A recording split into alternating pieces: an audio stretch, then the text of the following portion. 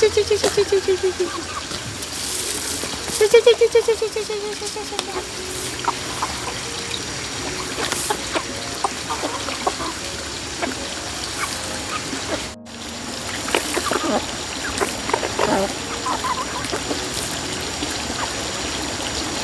giờ cũng chỉ còn 6 con gà này thôi.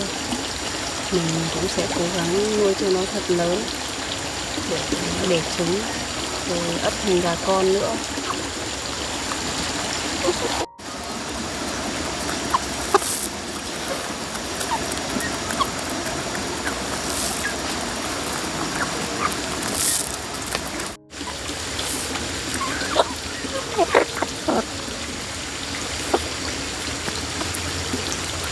Bây giờ chuyện của bố và anh Long không biết mình sẽ phải giải quyết như thế nào thì anh Long thì cũng không chịu về quê của bố làm thủ tục sang nhượng trả lại đất cho bố. Còn bố thì như ngồi trên đống lửa khi anh Long đã tỏ thái độ như vậy rồi, cũng chẳng biết phải giải thích với mẹ thế nào.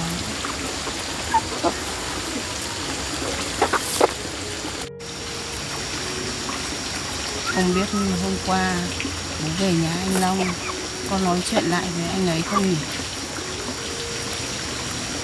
Không biết anh Long có đổi ý không nữa. Chứ anh ấy cứ như vậy thì làm tất cả mọi người đều rất lo lắng. Bây giờ mình cũng đành phải cho anh Long đi thu hoạch cùng để mình còn tiếp cận và nói khéo léo với anh ấy, xem anh ấy có nghe không.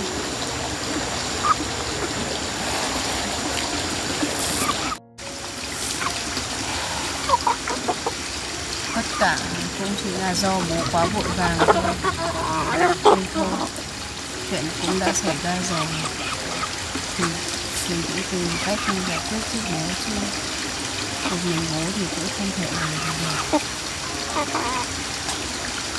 Hình như anh Sung đang chặt lúa để mình kém về cho đỗ thì phải.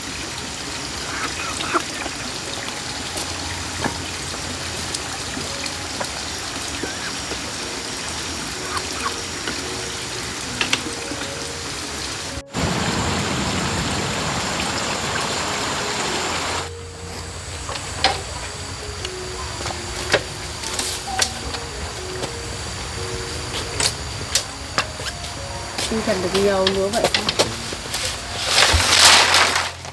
Em để nó anh cắt đấy. Làm duyên này.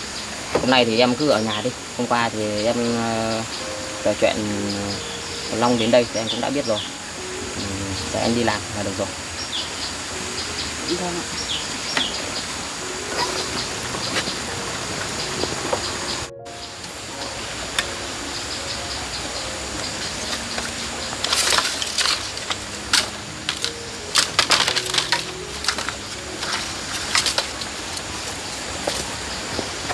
Tuyết ơi, anh chặt lúa dài như vậy để cắm dèo có đã được chưa? Cũng chỉ cần như vậy thôi anh ạ. Anh Sung này, hay là bây giờ để bố quay trở lại đây sống cùng với vợ chồng mình có được không ạ? Này, được đấy em ạ. Không sao mà. Bây giờ có bố quay trở lại trang trại của mình thì bố có thể trông nom giúp nhà cửa cho mình thì để mà mình đi thu hoạch thôi. Và anh cũng đi làm cũng cảm thấy rất yên tâm. Vâng. Hôm qua ấy, em cũng đã kể cho anh Long cãi lại lời bố, không muốn trả lại mảnh đất đó cho bố. Thì theo anh thì vợ chồng mình cứ đón bố mẹ về đây ở cùng với cả vợ chồng mình. Như vậy có được không em? Chuyện này thì cũng tùy vào anh quyết định thôi. Mà em cũng không chắc là bố mẹ sẽ chịu về đây ở cùng chúng ta đâu anh ạ. Nếu mà bố mà cảm thấy phiền phức thì vợ chồng mình có thể dựng một ngôi nhà nhỏ cho bố mẹ ở, cũng không sao đâu mà em. Vâng, anh nói vậy thì em cũng cảm thấy yên tâm hơn ạ. Thôi em cứ là cắm dèo đỗ đi nhá. Mọi chuyện thì anh cũng đã biết rồi. Bây giờ anh phải đi làm, muộn em ạ. Vâng, anh đi làm đi ạ.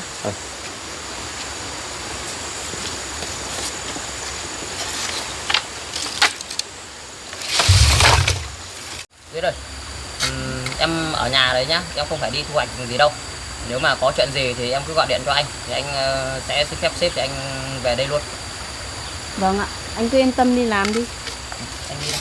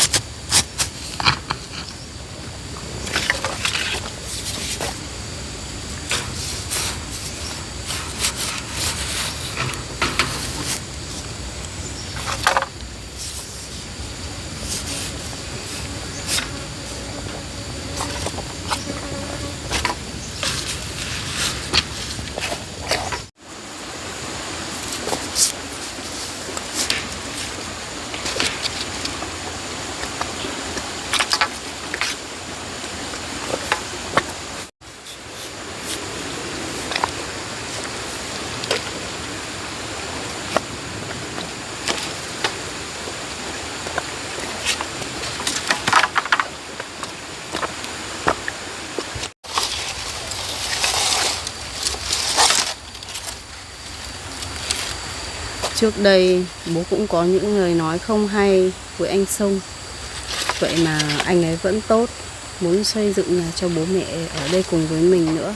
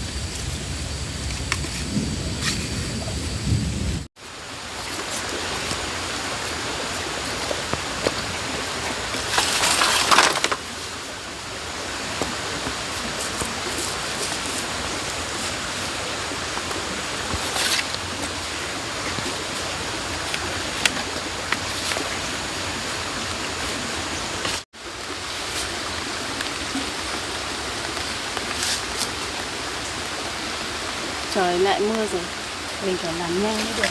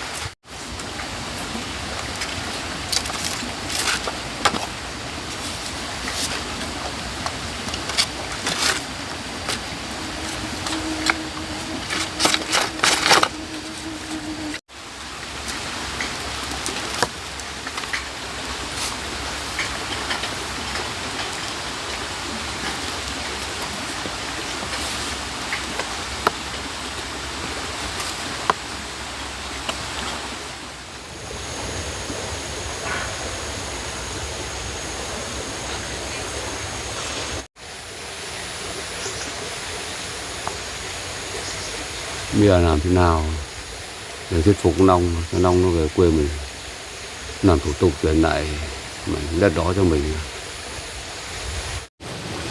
Mà tại sao lúc đó mình lại suy nghĩ vội vàng như vậy nhỉ?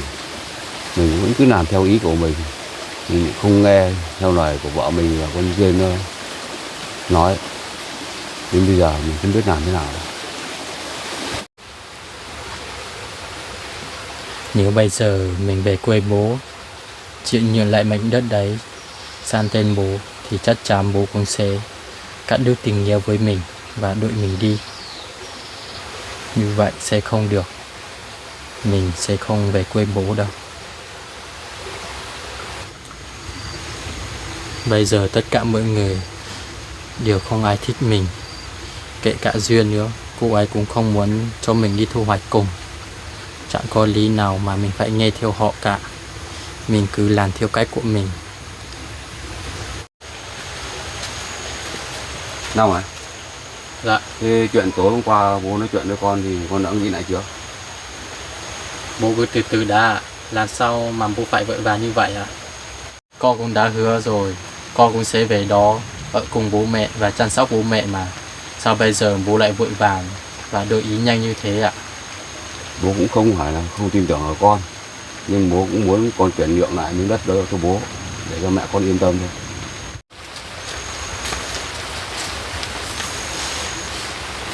Long này, Dạ. cũng chỉ vì chuyện đó nên mẹ và bố cũng xa nhau.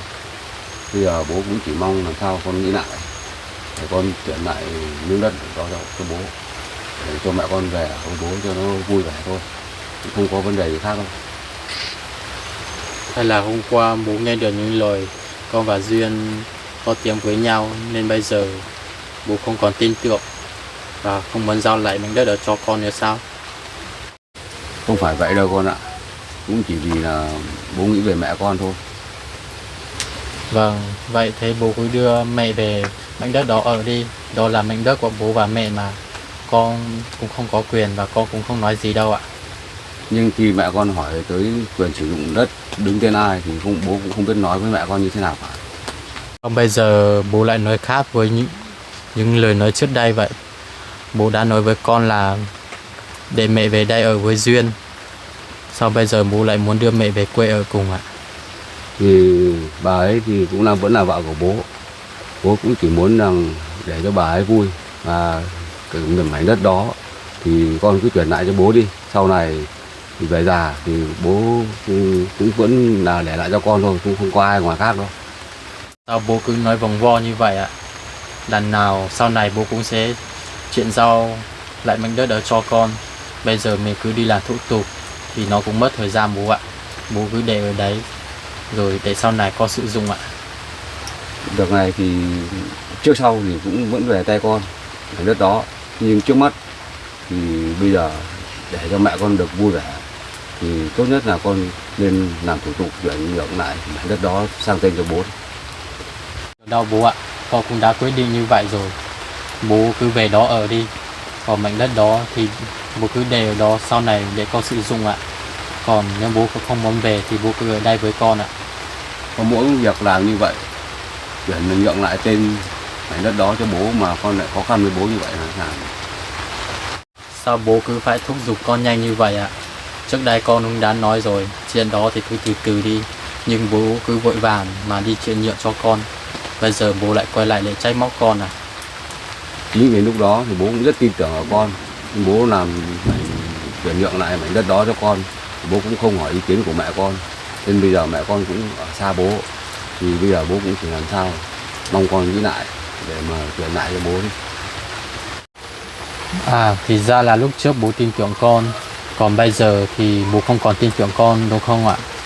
Cũng không phải chuyện đó đâu, không phải là bố không tin tưởng ở con, nhưng mà chính vì chuyện đó nên là gia đình nhà mình chia rẽ, mỗi người mỗi nơi. Bố bây giờ cũng một nơi mà mẹ cũng một nơi, thì bố không được vui lắm đâu. Chuyện này bố cứ để cho con suy nghĩ đã. Còn bây giờ trời cũng đang mưa, con cũng phải mang chú phế liệu này để bán cho Duyên bố ạ.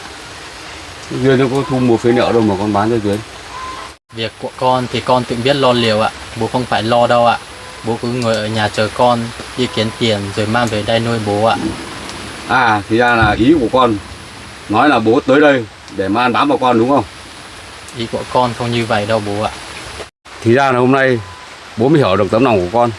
Cũng như thế này thì lúc về già thì bố mẹ tin tưởng làm sao được ở con, mà trông cậy làm sao được ở con, để mà con chăm sóc bố mẹ lúc tuổi già đây. Sao bố lại nặng lời với con như vậy ạ?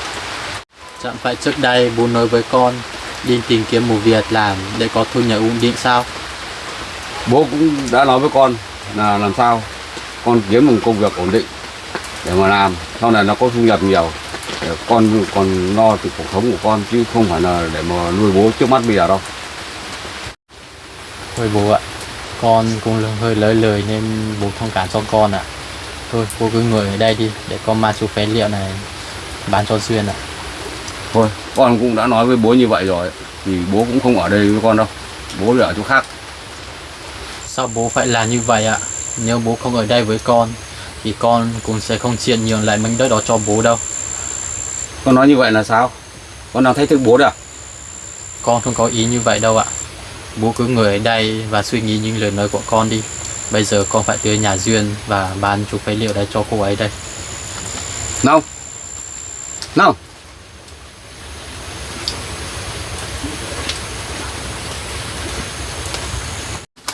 Nào rồi, con hãy bình tĩnh và suy nghĩ lại đi. Bố cứ ngồi ở đó đi ạ. Bây giờ con phải đi làm việc của con đây. Con mong rằng bố không phải đi đâu đâu. Bố cứ ở đây với con đi. Còn mọi chuyện thì bố cứ để cho con lo ạ. Nào, nào.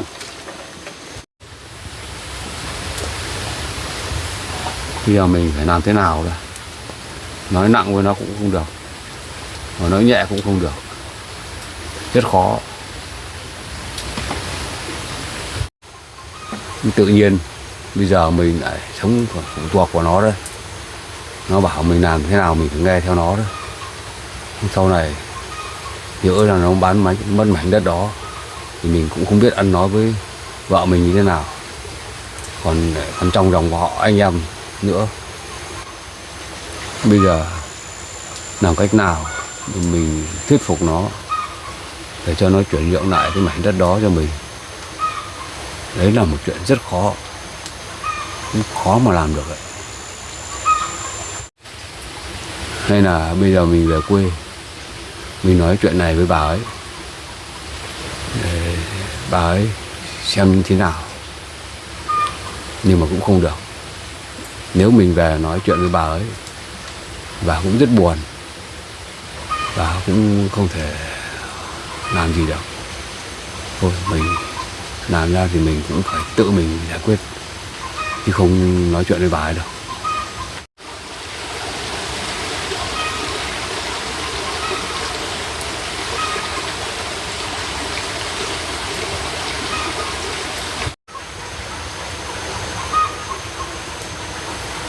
Có khi nào mà chuyện của mình lại ảnh hưởng tới Duyên không vậy? Mà tại sao Nông lại đem phế liệu đến để bán cho Duyên? Mình có khi phải tới đó để xem thế nào chứ. Không nhỡ thế là hai đứa thì nó có chuyện gì với nhau mà to tiếng thì mình cũng không thể yên tâm được. Mà chuyện của hai đứa hôm qua ở nhà Duyên, không biết là Duyên về có nói chuyện với Sung không? Nếu như mà nói chuyện với Sung thì Sung lại nghĩ mình khác. Mà bây giờ lại đem chuyện của mình đến để mà làm phiền đến con cái. Thôi mình cũng phải tới đó để xem sao.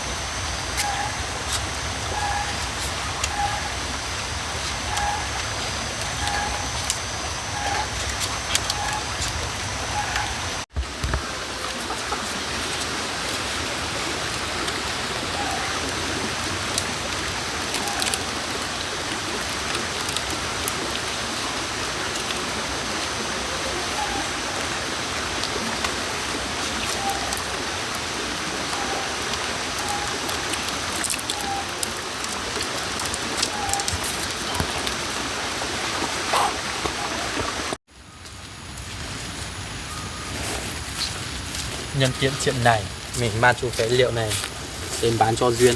Cô ấy khát tự mua thôi, mình không phải đi chợ. Không biết anh Sung có nhà không nhỉ? Nếu trời mưa như thế này, anh Sung ở nhà thì mình sẽ không bán phế liệu cho Duyên. Nếu anh Sung không ở thì mình sẽ bán cho Duyên.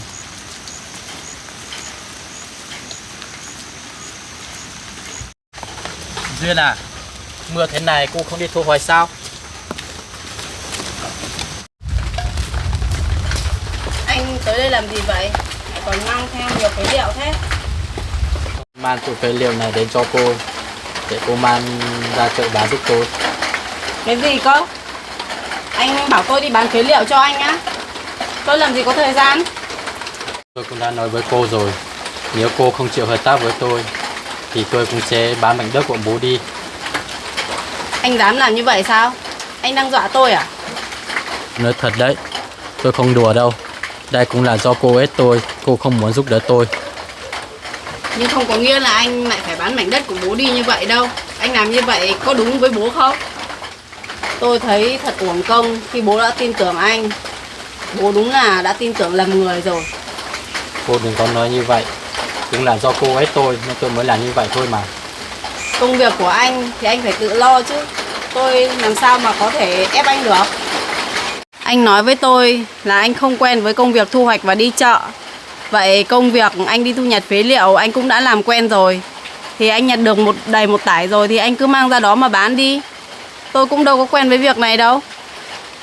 Nhưng hôm nay trời mưa, tôi không muốn đi nên tôi mang đến cho cô đi bán giúp tôi.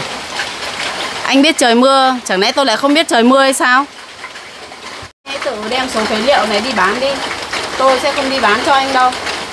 Được thôi, nếu cô không muốn giúp đỡ tôi thì sau này tôi bán được mảnh đất của bố đi, cô đừng có mà trách móc tôi. Anh đừng có phải thách thức tôi như vậy. Đây là việc của anh và bố, không liên quan gì đến tôi cả. Nhưng mà tôi để thử xem anh có dám bán mảnh đất đó không. Mảnh đất đó bây giờ thuộc về tôi rồi. Tôi bán hay không là quyền của tôi. Anh dám làm như vậy với bố hay sao?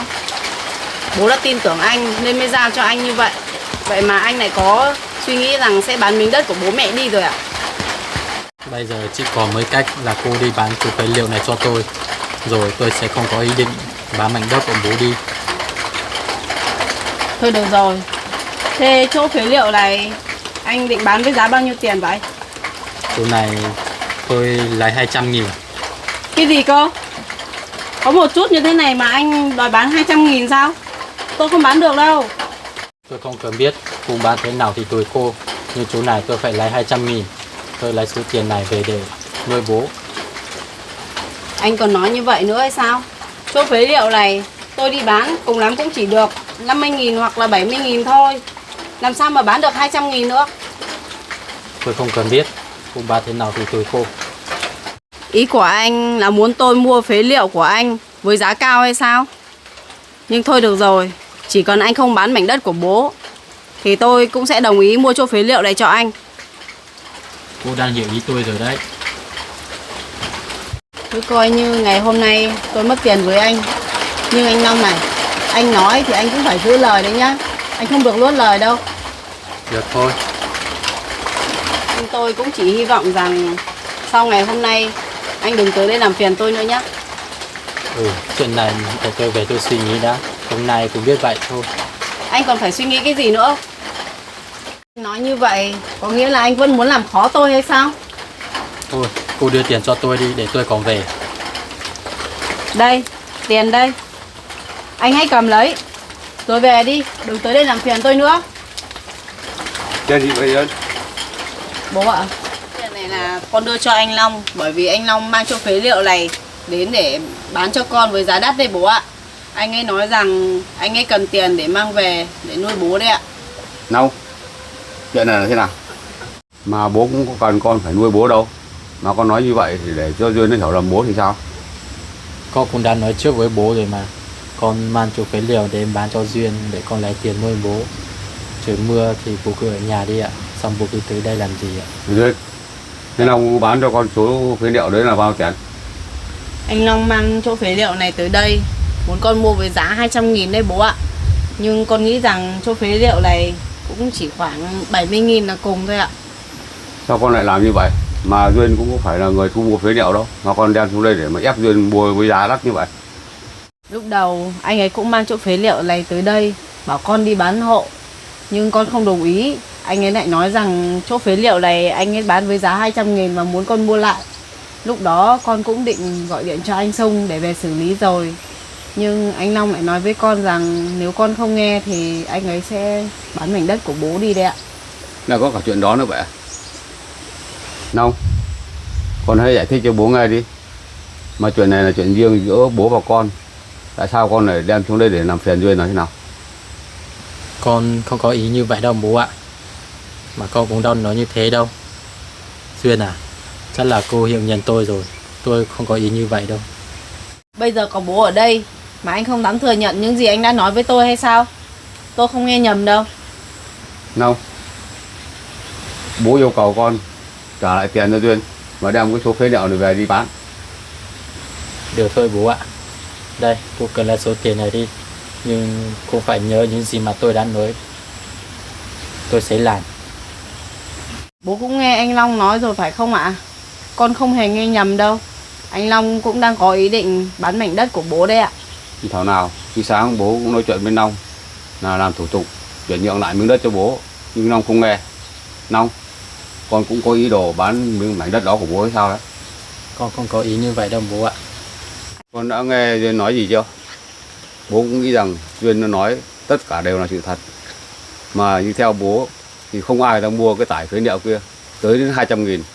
Đây chỉ con là ép Duyên mua thôi chứ không bao giờ ai đang mua đến cái giá như vậy đâu. Thì Duyên cũng đã đồng ý mua rồi bố ạ. Sao bố vẫn còn trách móc con ạ? Bây giờ anh cũng trả lại cho tôi 200.000 này rồi.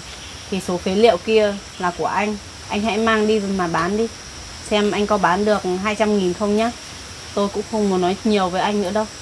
Mà chuyện này đến tai Sung thì Sung cũng không để yên cho con đâu. Bố ạ, chuyện của con và bố không liên quan tới anh Sung đâu. Bố đừng có nhắc anh Sung vào đây ạ. Đúng là Sung không có liên quan tới chuyện của chúng ta, nhưng mà Duyên cũng là vợ của Sung, nên là Sung mà biết chuyện này Sung cũng không để yên cho con đâu. Duyên à, tiền thì tôi cũng đã trả cho cô rồi. Bây giờ tôi cũng cần cái chú phế liệu này mang đi bán đây. Chắc là có khi tôi phải về quê của bố đấy. Sao anh lại nói như vậy với tôi? Công việc của anh thì anh cứ làm đi. Còn việc anh về quê của bố thì cũng không sao cả. Anh cứ về đó làm thủ tục rồi chuyển nhượng lại quyền sử dụng đất cho bố thì tôi nghĩ cũng không sao cả. Không phải như vậy đâu. Bây giờ tôi cùng bố về quê, tôi sẽ thay cô chăm sóc bố. Cô cứ ở đây đi, sẽ không có ai làm việc cô nữa đâu. Như vậy là vừa ý cô rồi chứ gì. Ý của bố thế nào ạ? Như vậy thì cũng được. Thôi bây giờ con cầm cái túi phế liệu ra đem bán đi, mà chuẩn bị bố con mình về quê. Vâng ạ.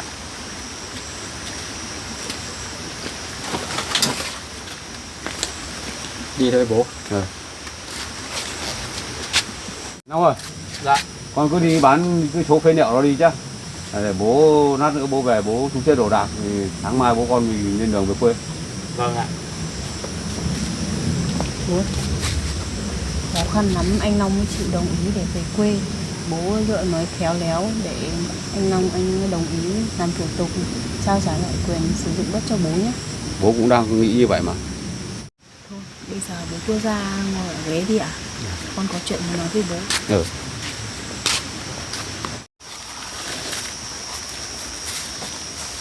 Bố mình định lừa mình về quê để mình chuyển lại mảnh đất đó cho bố à? Còn lâu mình mới chuyện này mình cứ từ từ đã.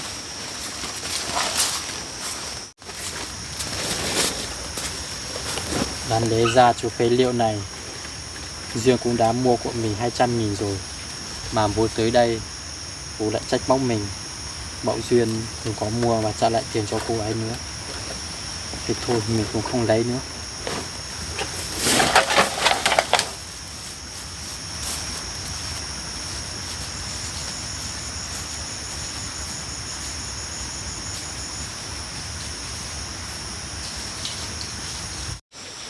Con có chuyện gì muốn nói với bố vậy?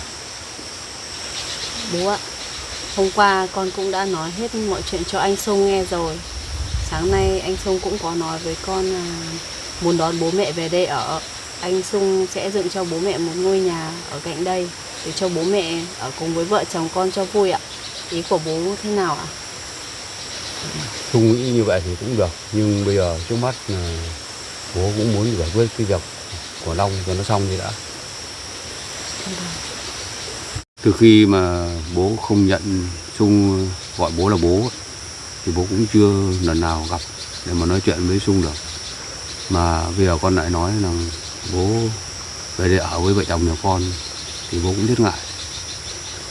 Không sao đâu bố ạ, bố đừng nghĩ như vậy ạ. Đó cũng chỉ là hiểu lầm thôi mà bố.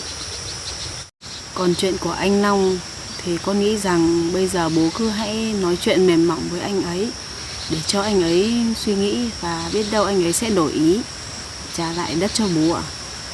Bố cũng hy vọng là như vậy. Lúc trước ấy thì bố cũng đã quyết định đưa Long về nhà bố để mà ở. Nhưng con và mẹ cũng ngăn cản bố. Bố cũng không nghe. Bố cũng nghĩ rằng Long đã thay đổi nhiều. Nên đến bây giờ thì bố cũng mới nhận ra là Long cũng không có thay đổi được một ít gì cả. Lúc đó con cũng đã nói với bố rồi, bố đừng vội vàng quá. Nhưng con không hiểu tại sao lúc đó anh Long nói gì bố cũng nghe.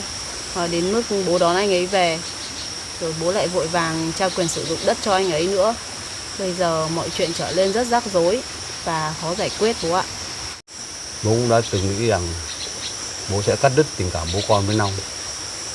Nhưng lại vướng mở chỗ nếu như bố làm như vậy thì bố sẽ không lấy lại được mảnh đất đó. Vâng, con cũng nghĩ như vậy. Nên mình cứ phải tìm cách nào để dễ dàng nhất và thuyết phục được anh Long bố ạ.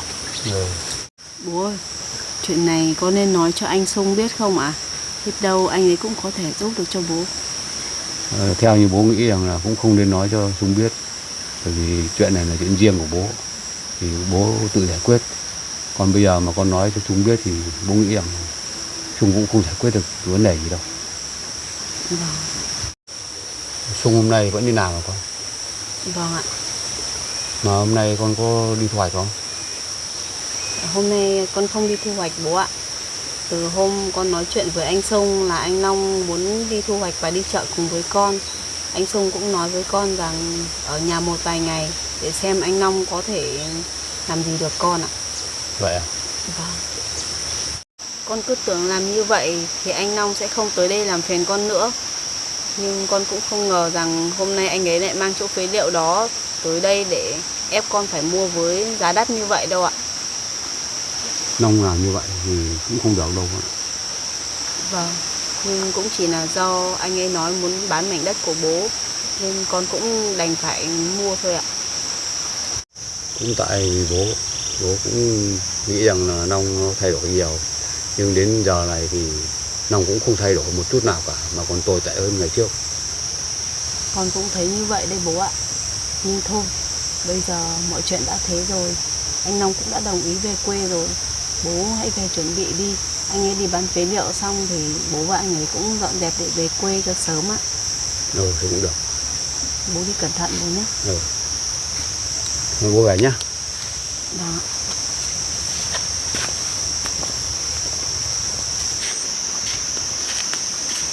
Không chưa đâu. Dạ. Cái việc của bố thì con cũng đừng nói cho Sung biết nhé. Thì cứ để cho bố tự giải quyết. Vâng, bố cứ yên tâm. Bố về nhé. Vâng ạ. Con chào bố ạ. Mình cũng chỉ hy vọng lần này bố về quê sẽ giải quyết được sự việc với anh Long.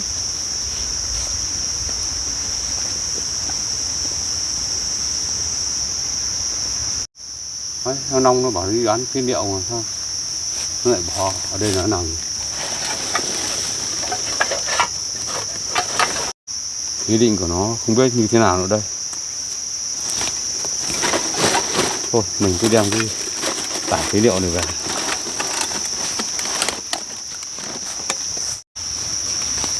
Tự nhiên bây giờ mình trở thành gánh nặng cho vợ mình ở con Duyên.